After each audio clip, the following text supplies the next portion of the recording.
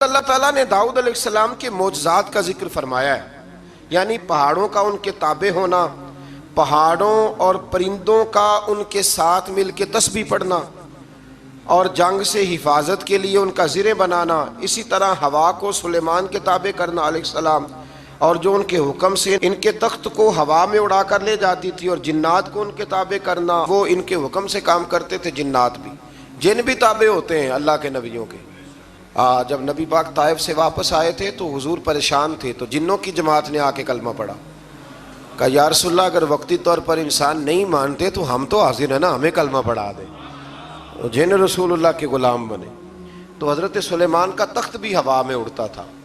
کبھی کسی زمانے میں لوگ اس پر اعتراض کرتے تھے کیسے اڑ سکتا ہے، جب سے جہاز اڑنے لگ گیا ہے نا، اب سائنسدانوں نے اس پہ اعتراض کرنا چھوڑ دیا ہے، باقی بھی ساری چیزوں پہ چھوڑ جائیں گے آہستہ آہستہ۔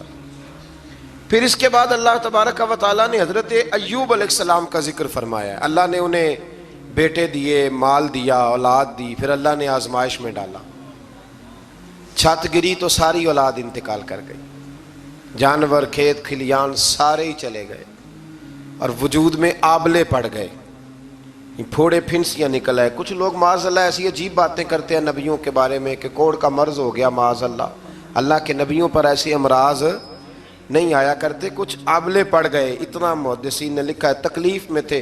ایک دن زوجہ کہنے لگی آپ اللہ کے نبی ہیں، دعائی کر لیں اللہ شفا دے دے، تو آپ فرمانے لگے سکھ کتنی دیر رہے؟ کہنے لگی 60 سال۔ فرمایا ذرا دکھوں کو بھی 60 سال ہو لینے دے، پھر دعا بھی کر لیں گے، ابھی تو 16-17 سال ہوئے، اتنے سال گزر لینے دو، آپ کی زبان سے یہ لفظ نکلے تو اللہ نے شفا عطا کر دی، اولاد بھی دے دی، سارا کچھ عطا فرمایا۔ تو اس بات کا ذکر کیا۔ پھر اس سے آگے چل کے حضرت اسماعیل کا بھی ذکر ہے، ادریس علیہ السلام کا، ذوالکفل، ذوالنون یعنی حضرت یونس کا، اور جناب زکریہ کا بھی ذکر ہے۔ حضرت یونس علیہ السلام اپنی قوم سے ناراض ہو کے چلے گئے تھے، اور پھر اللہ کی تقدیر سے دریا میں ڈال دیے گئے، اور دریا میں ان کو مچھلی نے نگل لیا۔ انہوں نے تہ در تہ ظلمت میں اللہ سے ان کلمات کے ساتھ توبہ کی، لا الہ الا انت سبحانک انی کنت من الظالمین۔ بزرگوں نے لکھا ہے جب بھی انسان کسی مشکل میں پڑ جائے تو یہ کلمے پڑھے، اللہ نجات عطا کر دے گا۔ اس کو آیت کریمہ بھی کہتے ہیں۔ اللہ تعالیٰ نے فرمایا تو ہم نے ان کی پکار سن لی اور انہیں غم سے نجات عطا کی، اور ہم اسی طرح مومنوں کو نجات دیتے ہیں۔ حضرت زکریا علیہ السلام نے اولاد کے لیے دعا کی تو اللہ تعالیٰ نے ان کو بڑھاپے میں یحییٰ علیہ السلام عطا فرمائے۔